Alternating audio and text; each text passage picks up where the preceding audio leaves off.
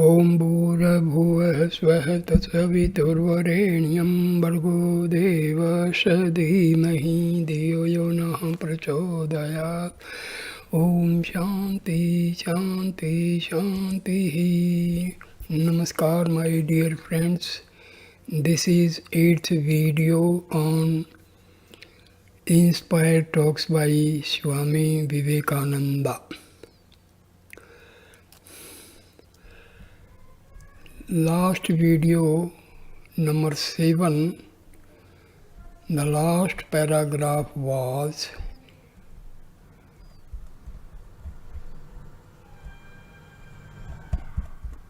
once you find the hidden object in a puzzle picture, you see it evermore. So when once you are free and stainless, you see only freedom and purity in the world around. That moment all the knots of the heart are cut asunder, all crooked places are made straight, and this world vanishes as a dream. And when we awake, we wonder how we ever came to dream such stress. Now starts the video number 8. Getting home, misery mountain high has no power to move the soul. With the axe of knowledge cut the wheels asunder, and the Atma stands free, even though the old momentum carries on the wheel of mind and body. The wheel can now only go straight and can only do good. If that body does anything bad, know that the man is not Jivan Mukta. He lies if he makes that claim. But it is only when the wheels have got a good straight motion from cleansing the mind that the axe can be applied. All purifying action deals conscious or unconscious blows on delusion. To call another a sinner is the worst thing you can do. Good action done ignorantly produces the same result and helps to break the bondage. To identify the sun with the spots on the object's glass is the fundamental error. Know the sun, the eye, to be ever unaffected by anything, and devote yourself to cleansing the spots. Man is the greatest being that ever can be. The highest worship there is to worship man as Krishna, Buddha, Christ. What you wait, you create. Get rid of desire. The angels and the departed are all here, seeing this world as heaven. The same axe is seen by all according to their mental attitude. The best vision to be had of the axe is here on this earth. Never want to go to heaven, that is the worst delusion. Even here too, much wealth and grinding poverty are both bondages and hold us back from religion. 3 great gifts we have. First, a human body. The human mind is the nearest reflection of God. We are His own image. Second, the desire to be free. Third, the help of a noble soul who has crossed the ocean of delusion as a teacher. When you have these 3, bless the Lord, you are sure to be free. What you only grasp intellectually may be overthrown by a new argument, but what you realize is your forever. Talking, religion is but little good. Put God behind everything, man, animal, food, work, make this a habit. Ingersoll once said to me, I believe in making the most out of this world, in squeezing the orange dry, because this world is all we are sure of. I replied, I know a better way to squeeze the orange of this world than you do, and I get more out of it. I know I cannot die, so I am not in a hurry. I know there is no fear, so I enjoy the squeezing. I have no duty, no bondage of wife and children and property. I can love all men and women. Everyone is God to me. Think of the joy of loving man as God. Squeeze your orange this way and get 10,000 fold more out of it. Get every single drop. That which seems to be the will is the Atma behind. It is really free. Monday afternoon. Jesus was imperfect because he did not live up fully to his own ideal, and above all because he did not give woman a place equal to man. Women did everything for him, and yet he was so bound by the Jewish custom that not one was made an apostle. Still, he was the greatest character next to Buddha, who in his turn was not fully perfect. Buddha, however, recognized women's right to an equal place in religion, and his first and one of his greatest disciples was his own wife, who became the head of the whole Buddhistic movement among the women of India. But we ought not to criticize these great ones, we should only look upon them as far above ourselves. Nonetheless, we must not pin our faith to any man. However great, we too must become Buddha and Christ. No man should be judged by his defects. The great virtues a man has are his, especially his errors are the common weaknesses of humanity and should never be counted in estimating his character. Veera, the Sanskrit word for heroic, is the origin of our word virtue, because in ancient times the best fighter was regarded as the most virtuous man. Tuesday, July 30th. Christ and Buddhas are simply occasions upon which to objectify our own inner powers. We really answer our own prayers. It is blasphemy to think that if Jesus had never been born, humanity would not have been saved. It is horrible to thus forget the divinity in human nature, a divinity that must come out. Never forget the glory of human nature. We are the greatest God that ever was or ever will be. Christ and Buddhas are but waves on the boundless ocean which I am. Bow down to nothing but your own highest self. Until you know that you are that very God of gods, there will never be any freedom for you. All our past actions are really good because they lead us to what we ultimately become.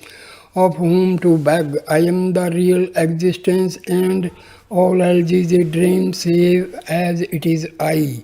I am the whole ocean. Do not call the little wave you have made I. Know it for nothing but a wave. Satyakama, lover of truth, heard the inner voice telling him, you are the infinite. The universal is in you. Control yourself and listen to the voice of your true self. The great prophet who do the fighting have to be less perfect than those who live silent lives of holiness, thinking great thoughts and so helping the world. These men, passing out one after another, produce as final outcome the man of power who preaches. Knowledge exists, man only discovers it. The Vedas are this eternal knowledge through which God created the world. They talk high philosophy, the highest, and make this tremendous claim. Tell the truth boldly, whether it hurts or not. Never ponder to weakness. If truth is too much for intelligent people and sweeps them away, let them go. The sooner the better. Childish ideas are for babies and savages, and these are not all in the nursery and the forest. Some of them have fallen into the pulpits. It is bad to stay in the church after you are grown up spiritually. Come out and die in the open air of freedom. All progression is in the relative world. The human form is the highest and man the greatest being, because here and now we can get rid of the relative world entirely, can actually attain freedom, and this is the goal. Not only we can, but some have reached perfection, so no matter what finer bodies come, they could only be on the relative plane and could do no more than we, for to attain freedom is all that can be done.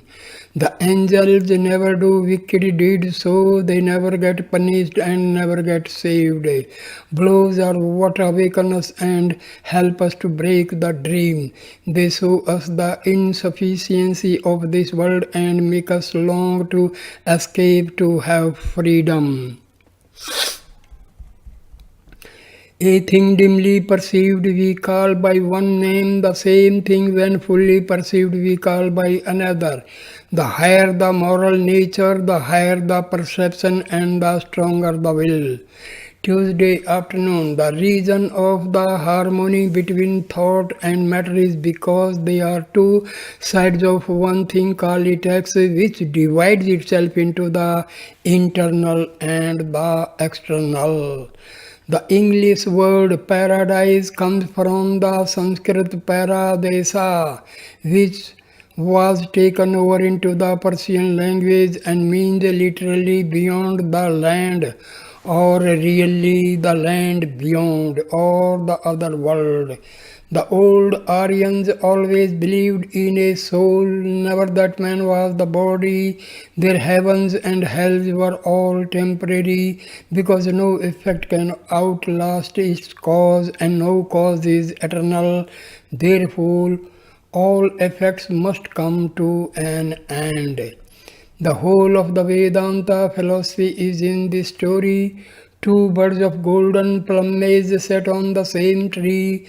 The one above, serene, majestic, immersed in his own glory. The one below, restless and eating the fruits of the tree, now sweet, now bitter.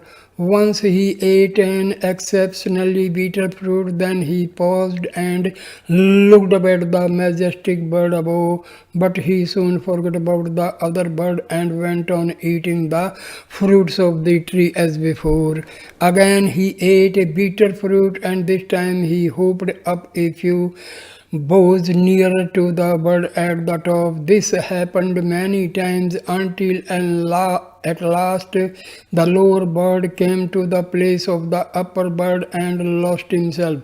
He found all at once that there had never been two birds, but that he all the time was that upper bird, serene, majestic, and immersed in his own glory. Wednesday, July 31st. Luther drove a nail into religion when he took away renunciation and gave us morality instead. Atheists and materialists can have ethics, but only believers in the Lord can have religion. The wicked pay the price of the great soul's holiness. Think of that when you see a wicked man. Just as the poor man's labor pays for the rich man's luxury, so is it in the spiritual world. The terrible degradation of the masses in India is the price nature pays for the production of great souls like Mirabai, Buddha, etc. I am the holiness of the Holy Gita. I am the root. Each uses it in his own way, but all is I. I do everything. You are but the occasion. Do not talk much, but feel the spirit within you. Then you are a jnani. This is knowledge. All else is ignorance. All that is to be known is Brahma. It is the all. Sattva binds through the search for happiness and knowledge. Rajas binds through desire. Tamas binds through wrong perception and laziness. Conquer the two lower by sattva and then give up all to the Lord and be free. The Bhakti Yoga realizes Brahma very soon and goes beyond the three qualities. The will, the consciousness, the senses, the desire, the passions, all these combined make what we call the soul. There is first the apparent self, body, second the mental self, who mistakes the body for himself, the absolute bound by Maya, third the Atma, the ever pure, the ever free, seen partially it is nature, seen wholly all nature goes, even the memory of it is lost. There is the changeable, mortal, the eternally changeable nature and the unchangeable Atma. Be perfectly hopeless, that is the highest state. What is there to hope for? Burst asunder the bonds of hope. Stand on yourself. Be at rest. Never mind what you do. Give up all to God, but have no hypocrisy about it. Swastha, the Sanskrit word for standing on your own self, is used colloquially in India to inquire, are you well, are you happy? And when Hindus would express, I saw a thing, they say, I saw a word meaning, padartha. Even this universe is a word meaning. A perfect man's body mechanically does right. It can do only good because it is fully purified. The past momentum that carries on the wheel of body is all good. All evil tendencies are burnt out. That day is indeed a bad day when we do not speak of the Lord, not a stormy day. Only love for the Supreme Lord is true bhakti. Love for any other being, however great, is not bhakti.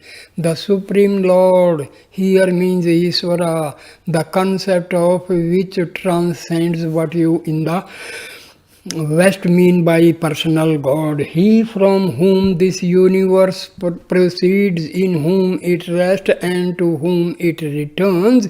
He is Ishvara, the eternal, the pure, the all-merciful, the almighty, the ever-free and all-knowing, the teacher of all teachers, the Lord who of his own nature is inexpressible love. Man does not manufacture God out of his own brain, but he can only see God in the light of his own capacity, and he attributes to him the best of all he knows. Each attribute is the whole of God, and this signifying the whole by one quality is the metaphysical explanation of the personal God. Ishvara is without form yet has all form, is without qualities yet has all qualities.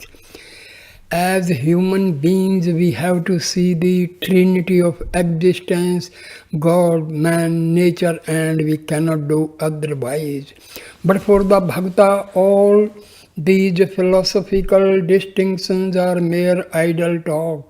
He cares nothing for argument, he does not reason, he senses, he perceives. He wants to lose himself in pure love of God, and there have been bhaktas who maintain that this is more to be desired than liberation, who say, I do not want to be sugar, I want to taste sugar, I want to love and enjoy the beloved. In Bhakti Yoga, the first essential is to want God honestly and intentionally.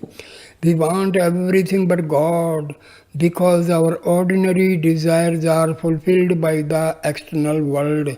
So long as our needs are confined within the limits of the physical universe, we do not feel any need for God. It is only when we have had hard blows in our lives and are disappointed with everything here that we feel the need for something higher than we seek God. Bhakti is not destructive, it teaches that all our faculties may become means to reach salvation. We must turn them all towards God and give to Him that love which is usually wasted on the fleeting objects of senses. Bhakti differs from your Western idea of religion in that bhakti admits no element of fear, no being to be appeased or propitiated. There are even bhaktas who worship God as their own child, so that there may remain no feeling even of awe or reverence. There can be no fear in true love, and so long as there is the least fear, bhakti cannot even begin. In bhakti, there is also no place for begging or bargaining with God. The idea of asking God for anything is sacrilege to a bhakta. He will not pray for health or wealth or even to go to heaven. One who wants to love God, to be a bhakta, must make a bundle of all these desires and leave them outside the door and then enter. He who wants to enter the realms of light must make a bundle of all shopkeeping, religion, and cast it away before he can pass the gates. It is not that you do not get what you pray for. You get everything, but it is low, vulgar, a beggar's religion. Fool indeed is he who, living on the banks of the Ganges, digs a little well for water. Fool indeed is the man who, coming to a mine of diamonds, begin to search for glass beads. These prayers for health and wealth and material prosperity are not bhakti. They are the lowest form of karma. Bhakti is a higher thing. We are striving to come into the presence of the King of Kings. We cannot get there in a beggar's dress. If we wanted to enter the presence of an emperor, would we be admitted in beggar's rags? Certainly not. The lackey would drive us out of the gates. This is the emperor of emperors, and never can we come before him in beggar's garb. Shopkeepers never have admissions there. Buying and selling will not do there at all. You read in the Bible that Jesus drove the buyers and sellers out of the temple. So it goes without saying that the first task in becoming a bhakta is to give up all desires of heaven and so on. Such a heaven would be like this place, this earth, only little better. The Christian idea of heaven is a place of intensified enjoyment. How can that be God? All this desire to go to heaven is a desire for enjoyment. This has to be given up. The love of the bhakta must be absolutely pure and unselfish, seeking nothing for itself either here or hereafter, giving up the desire of pleasure and pain, gain or loss. Worship God day and night. Not a moment is to be lost in vain.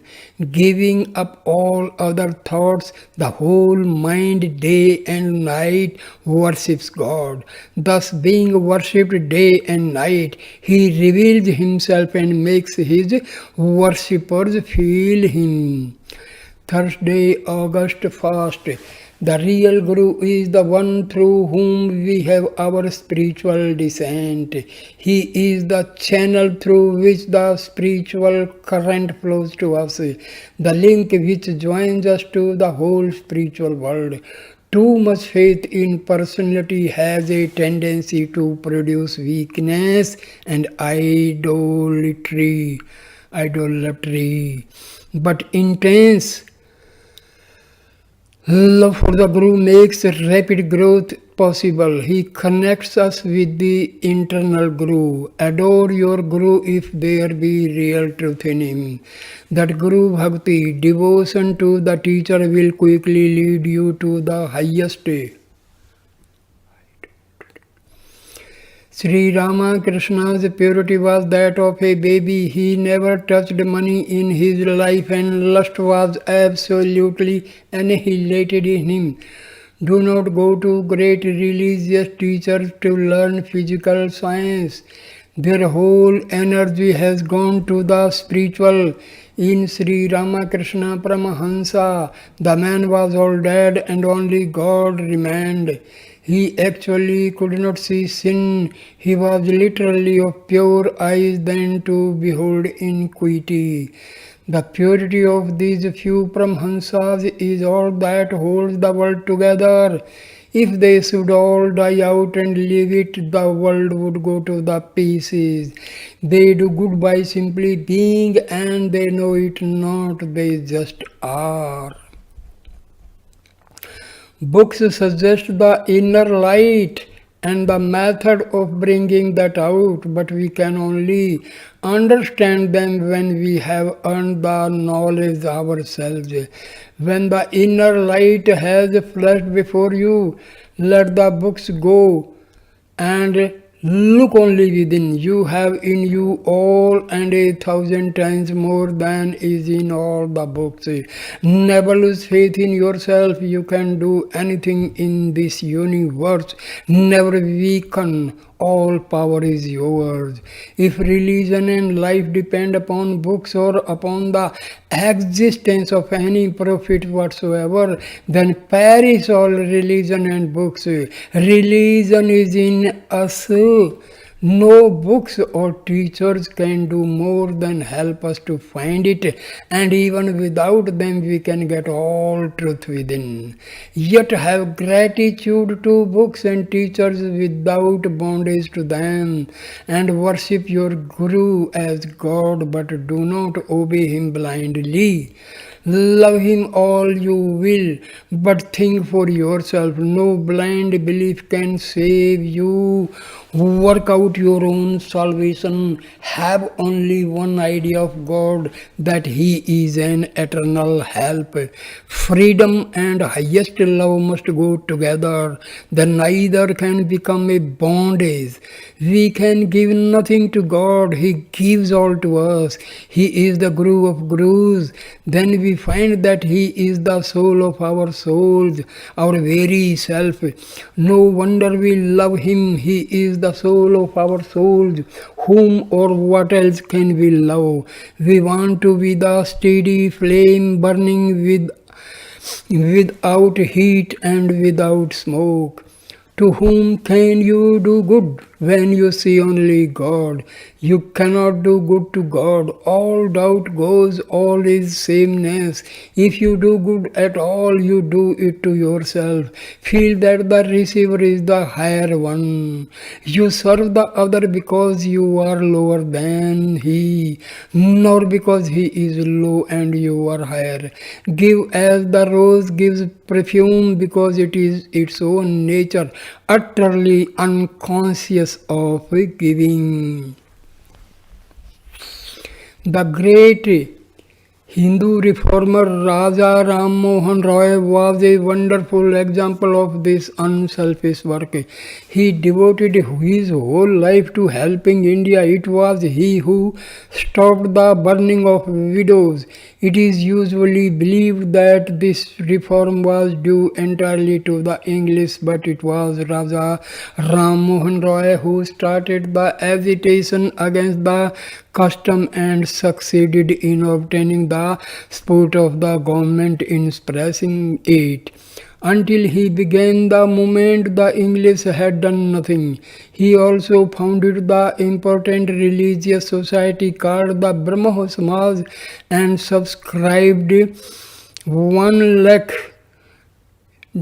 to found a university. He then stepped out and told them to go ahead without him. He cared nothing for fame or for results to himself. Thursday afternoon, there are endless series of manifestations like merry-go-rounds in which the souls ride. So to speak, the series are eternal. Individual souls get out, but the events repeat themselves eternally, and that is how one's past and future can be read, because all is really present. When the soul is in a certain chain, it has to go through the experiences of that chain. From one series, souls go to other series. From some series, they escape forever by realizing that they are Brahma. By getting hold of one prominent event in a chain and holding on to it, the whole chain can be dragged in and read.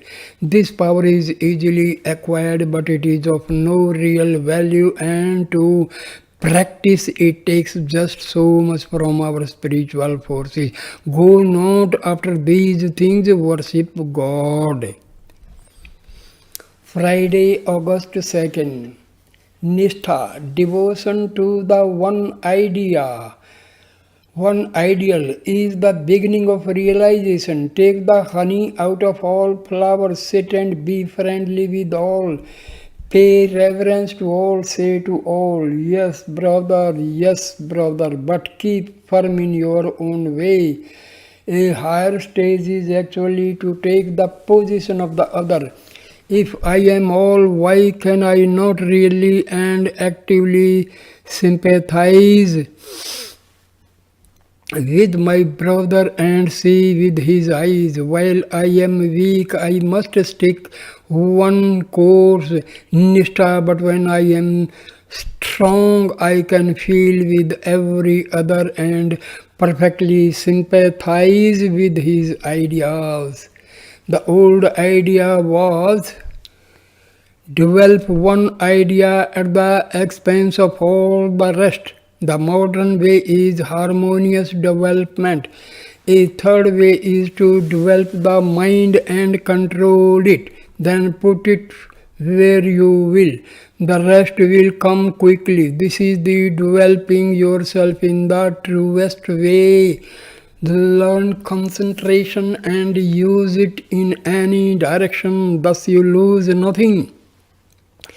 He who gets the whole must have the parts too. Dualism is included in Advaitism, monism. I first saw him and he saw me. There was a flash of eye from me to him and from him to me. This went on until the two souls became so closely united that they actually became one. There are two kinds of samadhi. I concentrate on myself, then I concentrate, and there is a unity of subject and object.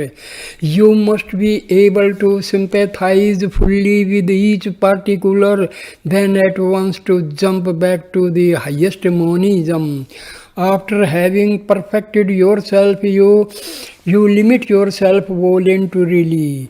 Take the whole power into each action. Be able to become a dualist for the time being and forget Advaita, yet be able to take it up again at will. Cause and effect is all Maya, and we shall grow to understand that all we see is as disconnected as the child's fairy tales now seem to us. There is really no such thing as cause and effect, and we shall come to know it. Then if you can lower your intellect to let any allegory pass through your mind without questioning about connection, develop love of imagery and beautiful poetry and then enjoy all mythologies as poetry. Come not to mythology with ideas of history and reasoning. Let it flow as a current through your mind.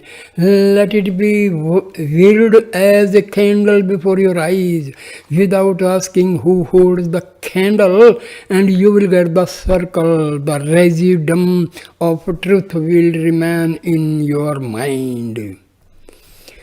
The writers of all mythologies wrote in symbols of what they saw and heard. They painted flowing pictures. Do not try to pick out the themes and so destroy the pictures. Take them as they are and let them act on you. Judge them only by the effect and get the good out of them. Your own will is all that answers prayer, only it appears under the guise of different religious conceptions to each mind. We may call it Buddha, Jesus, Krishna, Jivaha, Allah, Agnid, but it is only the self, the I. Concepts grow, but there is no historical value in the allegories which present them. Moses' visions are more likely to be wrong than ours are, because we have more knowledge and are less likely to be deceived by illusions. Books are useless to us until our own book opens. Then all other books are good so far as they confirm our book. It is the strong that understands strength. It is the elephant that understands the lion, not the rat. How can we understand Jesus until we are his equals? It is all in the dream to feed 5,000 with 2 loaves or to feed 2 with 5 loaves. Neither is real and neither affects the other. Only grandeur appreciates grandeur. Only God realizes God. The dream is only the dreamer. It has no other basis. It is not one thing and the dreamer another.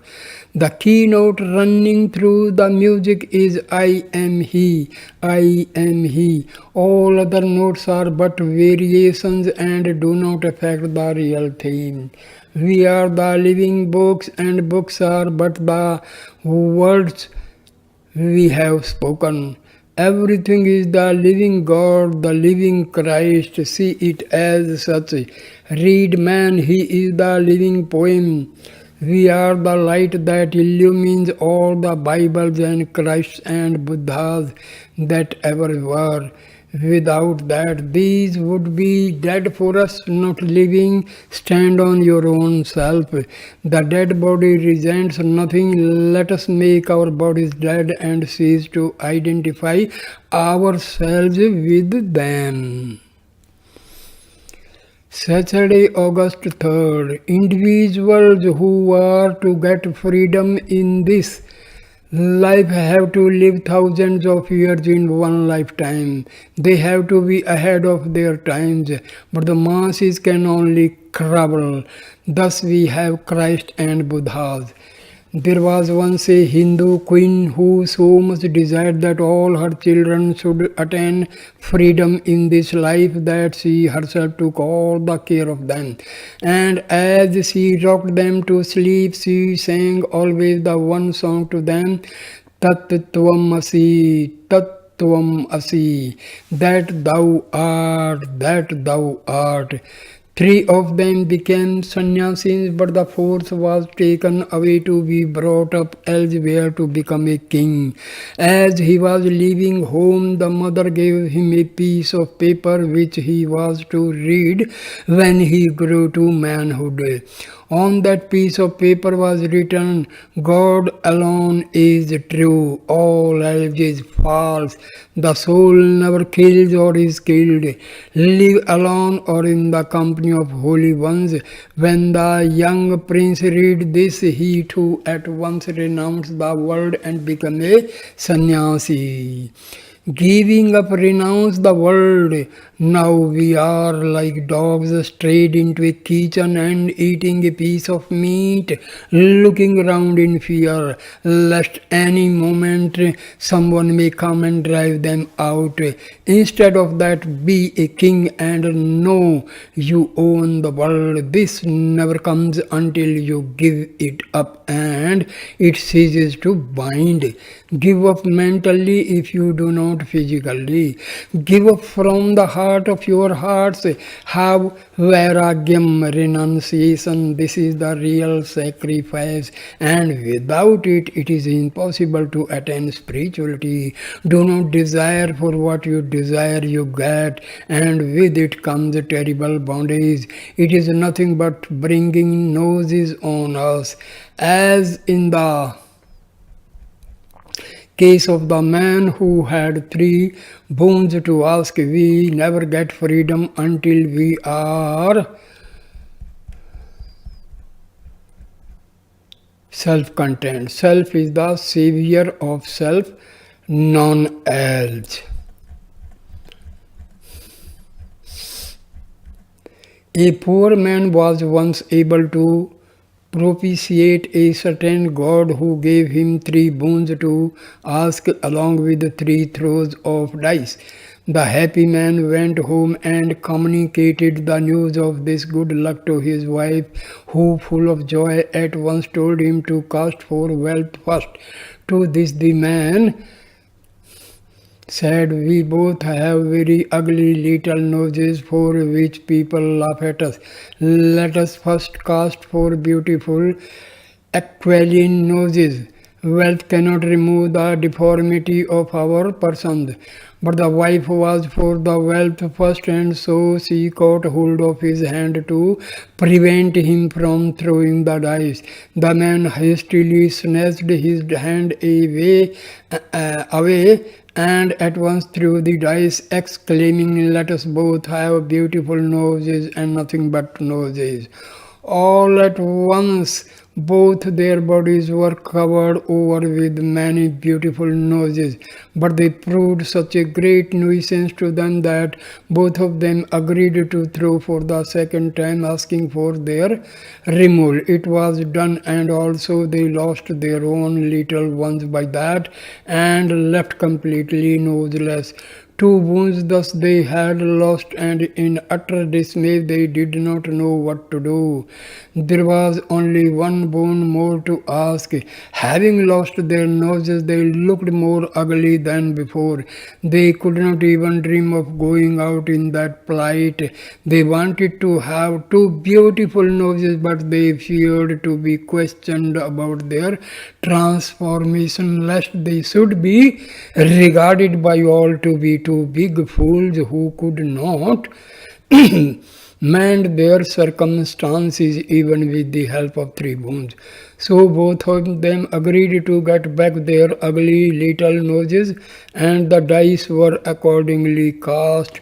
This story illustrates the previous sentence, do not desire, for what you desire you get, and with it comes a terrible bondage. So, I end this video here. Thank you, my dear friends, for watching and listening this video with patience. Please like, comment and share the video and subscribe my channel. Thank you, my dear friends. Namaskar.